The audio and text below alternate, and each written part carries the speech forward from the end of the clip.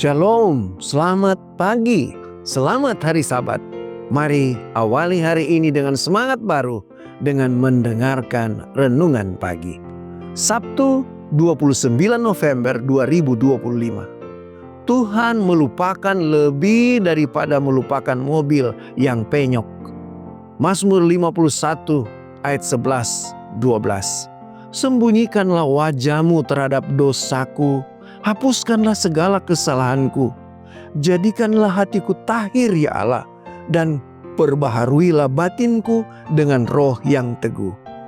Suatu hari ketika saya sedang mengendarai mobil impian baru suami saya ke tempat kerja, saya membuat spakbor belakang penyok. Ketika saya menyadari saya tidak bisa memperbaikinya, sebelum suami saya mengetahuinya, saya meminta anak-anak saya yang masih kecil untuk memastikan bahwa saya sendiri yang harus memberitahu ayah mereka apa yang telah saya lakukan. Sekitar pukul 17.30 itu, mereka menghentikan dia saat dia berbelok ke jalan masuk.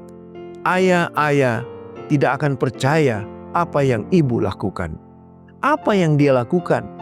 Ayah, ini sangat buruk, sehingga dia tidak ingin kami memberitahu ayah bahwa dia membuat mobil Mercedes penyok.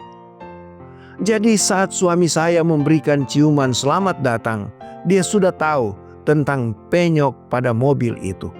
Saya merasa tidak enak dan ingin segera memperbaikinya, tetapi dia sangat pengertian. Sayang, saya tidak melihat alasan kenapa kita harus segera memperbaikinya. Mungkin kamu akan merusaknya lagi, dan kemudian kita akan memperbaiki penyoknya sekaligus.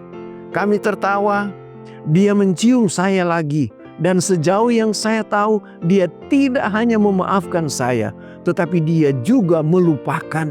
Dia memilih untuk tidak mengungkitnya kembali. Dia tidak pernah lagi menyebut tentang penyok itu. Tahukah Anda kalau Tuhan juga melupakan? Ingat, semua hal buruk yang dilakukan Raja Daud, dia melakukan persinahan, kemudian pembunuhan untuk mencoba menutupi perselingkuhannya. Dan baiklah jika kita benar-benar mengetahuinya, dia mungkin melanggar semua perintah Tuhan. Namun, dalam 1 Raja-Raja 14 ayat 8 ada referensi yang menarik mengenai Raja Daud. Berikut latar belakangnya. Setelah Daud, Salomo putranya memerintah, dan kemudian kerajaan itu terpecah. Dan Yerobeam yang bukan berasal dari keluarga Daud menjadi raja atas 10 suku Israel. Ketika Abia anak Yerobeam jatuh sakit, Yerobeam menyuruh istrinya menanyakan kepada Nabi Ahia apa yang akan terjadi. Inilah pesan yang Tuhan sampaikan kepada Ahia untuk diberitahukan kepada nyonya Yerobeam.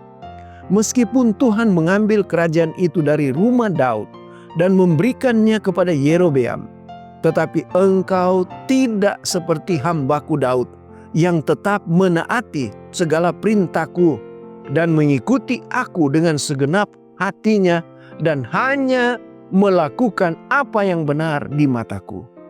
Tunggu sebentar Tuhan, apa maksudmu? Daud menaati semua perintahmu dan tidak pernah melakukan kesalahan. Dia melakukan persinahan, pembunuhan, dan saat Tuhan mengampuni, tampaknya dia juga melupakan. Sesungguhnya itu adalah kabar baik. Jika Tuhan mengampuni dan melupakan, bukankah kita juga harus mengampuni dan melupakan orang yang melakukan kesalahan kepada kita? Kay Kusma. Kiranya renungan di pagi hari ini dapat menjadi kekuatan bagi kita semua dan menjadi perenungan kita sepanjang hari ini. Amin. Mari kita berdoa. Bapa kami yang berdiam di takhta kemuliaan sorga, Bapa yang begitu mengasihi kami. Kami menyadari kami banyak kekurangan dan dosa ya Tuhan. Tapi puji Tuhan, puji syukur karena Engkau bersedia mengampuni kami. Tolonglah kami ya Tuhan, agar hidup kami hari ini berkenan di hadapan Tuhan. Dan kiranya berkat-berkat indah yang Engkau telah sediakan akan kami nikmati dan kami menghargainya, dan kami tetap akan memuji akan Tuhan. Terima kasih ya Tuhan. Di dalam nama Tuhan Yesus kami sudah berdoa. Amin. Demikianlah renungan pagi hari ini. Silakan share video ini dan subscribe YouTube channel Cornelius Media dan follow kami di Instagram dan Facebook @corneliusmedia. Tuhan memberkati kita semua dan sampai jumpa esok hari.